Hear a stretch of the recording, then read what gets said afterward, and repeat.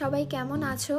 আজ তাহলে ফাইনালি তোমাদের মোস্ট রিকোয়েস্টেড ভিডিওটা নিয়ে চলেই আসলাম। চলো এই হোমমেড ক্লেটা বানানোর জন্য কি কি লাগবে সেটা আগে জেনে নিই। লাগবে মাত্র 5টা ইনগ্রিডিয়েন্ট, আর সেইগুলো হলো cornflour, PVA glue, vinegar, coconut oil আর হোয়াইট ফেব্রিক কালার।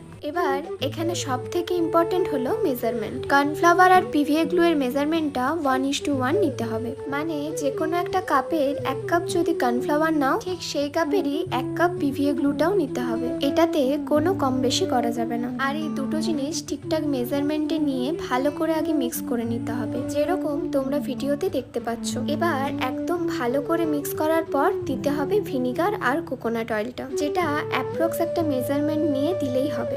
লাস্টলি এর মধ্যে হোয়াইট অ্যাক্রিলিক ফেব্রিক কালারটা অ্যাড করে দিতে হবে।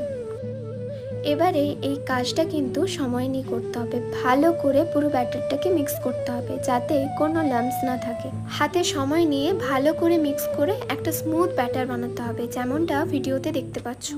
এবার চলো কুকিং প্রসেসটা বলে দিই। আমি এই ভিডিওতে দুটো টাইপেরই কুকিং প্রসেস দেখিয়েছি। যাদের বাড়িতে মাইক্রোওভেন নেই তারা ননস্টিক প্যানে কিভাবে ক্লেটা বানাবে চলো দেখে নিই। কিছুই না, লাগবে একটা ননস্টিক প্যান আর গ্যাসের ফ্লেমটা একদম লোতে রাখতে হবে। তারপর মিক্সারটা প্যানে দেওয়ার পর কন্টিনিউয়াসলি নাড়তে হবে। যখন ননস্টিক প্যানে ক্লেটা আর লেগে যাবে না, ভাববে একদম রেডি। এবার ক্লেটাকে নামিয়ে ভালো করে আটা মাখার মতো মেখে নিতে হবে। মাখতে মাখতে যদি মনে হয় ক্লেটা অনেক রাবারি হয়ে গেছে, তাহলে অল্প অল্প বডি লোশন দিয়ে ক্লেটাকে সফট করার চেষ্টা করবে। আর মাঝে মাঝে একটু একটু ক্লে নিয়ে টিয়ার ড্রপ টেস্ট করবে। যদি দেখো পারফেক্টলি টিয়ার ড্রপ ক্রিয়েট হচ্ছে, তাহলে ভাববে ক্লেটা একদম রেডি। এই তো ননস্টিক প্যানে বানানো ক্লেটা রেডি। প্লাস্টিকের মধ্যে ক্লেটাকে র্যাপ করে একটা এয়ারটাইট কন্টেনারে রেখে দিতে হবে 2 দিনের জন্য। এবার চলো মাইক্রোওভেনে কিভাবে তোমরা ক্লেটাকে বানাবে সেই প্রসেসটা দেখে নিই। যে কোনো একটা কাচের পাত্র নেবে যেটা মাইক্রোওভেনে হিট করা যাবে, আর সেই পাত্রে যে যে কম্পোনেন্টসগুলো লাগবে এই ক্লেটা বানানোর জন্য সেইগুলো ভালো করে মিক্স করে নেবে। তারপর মাইক্রোওভেনে 30 সেকেন্ড করে করে হিট করে নিতে হবে, যতক্ষণ না এরকম একটা স্ট্রাকচার আসছে। এবার আগের মতো এটারও ঠিক একই প্রসেস। ক্লেটা গরম অবস্থায় একটু একটু কর্নফ্লাওয়ার দিয়ে ভালো করে মেখে নিতে হবে। দেখো যেমন ভিডিওতে তোমরা দেখতে পাচ্ছ।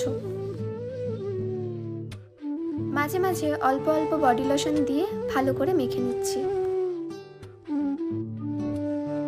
এবার চেক করে নিতে হবে একটা সুন্দর টিয়ার ড্রপ শেপ ক্রিয়েট হচ্ছে কিনা। এই তো মাইক্রোওভেনে বানানো ক্লেটা একদম রেডি। এটাও সেম ভাবে একটা প্লাস্টিকের মধ্যে র্যাপ করে একটা এয়ারটাইট কন্টেনারের মধ্যে রেখে দিতে হবে 2 দিনের জন্য। আজকের ভিডিওটা এতটুকুই। খুব তাড়াতাড়ি দেখা হচ্ছে অন্য কোনো ভিডিওতে।